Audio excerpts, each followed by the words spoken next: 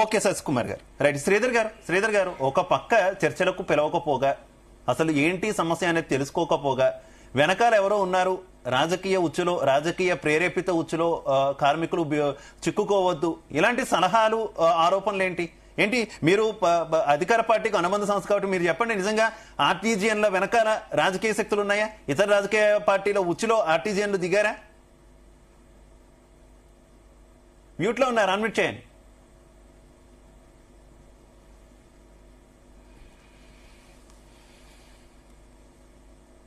Continue.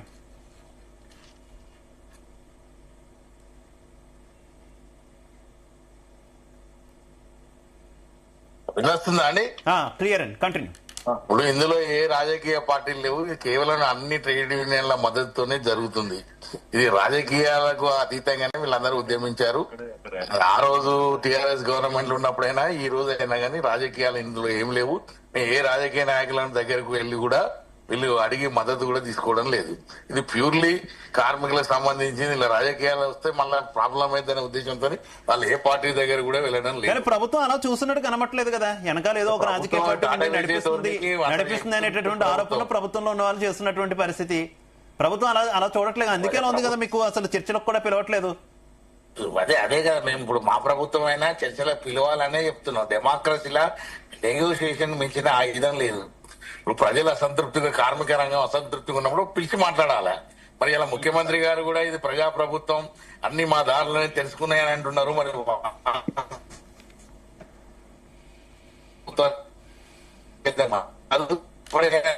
తెలిసి బేసేజాలకు పోకుండా మా మంత్రి గారు తప్పకుండా చర్చలకు పిలిచి న్యాయమైన డిమాండ్లు ఏం చేయగలుగుతారో చెప్పండి, చేయలేని ఎందుకు చేయలేకపోతున్నారో కూడా చెప్తే తప్పకుండా అందరూ కూడా అనిపిస్తారు. అంతేగాని అసలు చర్చలే జరపం, బహిష్కృతిగా సమ్మె విత్డ్రా చేసుకోవాలన్న మాత్రం ఇది నైతికంగా కరెక్ట్ కాదు. ఓకే, మీ నెట్వర్క్, మీరు జర్నీలో ఉన్నారు, మీ నెట్వర్క్ చాలా వీక్ గా ఉంది. శ్రీధర్ గారు, మళ్ళీ మీ దగ్గరకు వస్తాను. కొండా శ్రీనివాస్ గారు, టీజీఎస్పీడీసీఎల్ లో అన్మెయిన్డ్ వర్కర్స్ ని కూడా ఆర్టీజీఎన్లుగా మార్చాలని మరో డిమాండ్ కూడా మీరు పెట్టినటువంటి పరిస్థితి ఏంటి? అసలు ఆర్టీజీఎన్ల పరిస్థితి బాగాలేదు, వాళ్ళ గౌరవం దక్కట్లేదు, గౌరవ వేతనం దక్కట్లేదు అని చెప్తున్నారు. మరోవైపు ఈ టీజీఎస్పీడీసీఎల్ లో అన్మెయిన్డ్ వర్కర్స్ ని మళ్ళీ ఆర్టీజీఎన్లుగా మార్చాలనుకుంటున్నారు. ఏంటి వాళ్ళ పరిస్థితి వాళ్ళ పరిస్థితి ఇంకా అధ్వానంగా ఉందా? మ్యూట్ లో ఉన్నారు శ్రీనివాస్ గారు.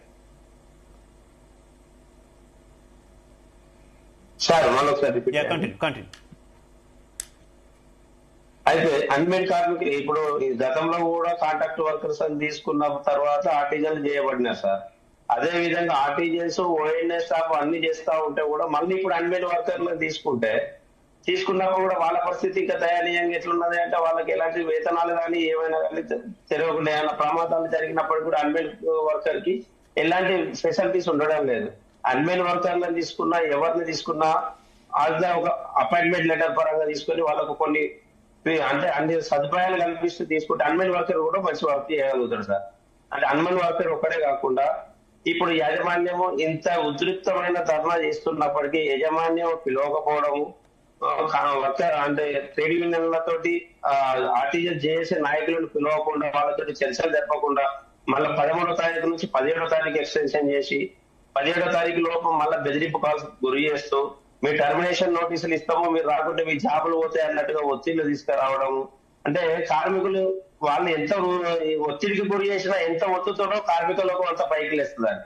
గతంలో గతంలో అన్ని ట్రేడ్ యూనియన్లు చేసినప్పటికీ 2 గ్యాప్స్ వదిలిపెట్టి ఆర్టిజన్ అయ్యే టైంలో వాళ్ళకి ఫస్ట్ ఒక స్టాండింగ్ ఆర్డర్ వేయడం జరిగింది. ఇమీడియట్లీ మళ్ళీ కోర్టు కేసు అన్నట్టు దాన్ని సృష్టించుకొని మళ్ళీ ఇమీడియట్లీ ఆర్డర్ చేంజ్ చేయడం. ఫస్ట్ ఇచ్చిన స్టాండింగ్ ఆర్డర్ లో యాజ్ పర్ గా వీళ్ళకి ఎవ్రీ 5 years ఇంక్రిమెంట్ అంటే హెచ్జిపి. ఇప్పుడు ఓఎన్ఎం ఎట్లా అంటే ప్రమోషన్ లేదు, ప్రమోషన్ లేనప్పుడు 6 years కి వాళ్ళకి ఒక హెచ్జిపి వస్తుంది, 12 years కి ఒక ఎస్పీపీ వస్తుంది. దానివల్ల వాళ్ళ ఆర్థిక పరిస్థితి పెరిగే అవకాశాలు ఉన్నాయి.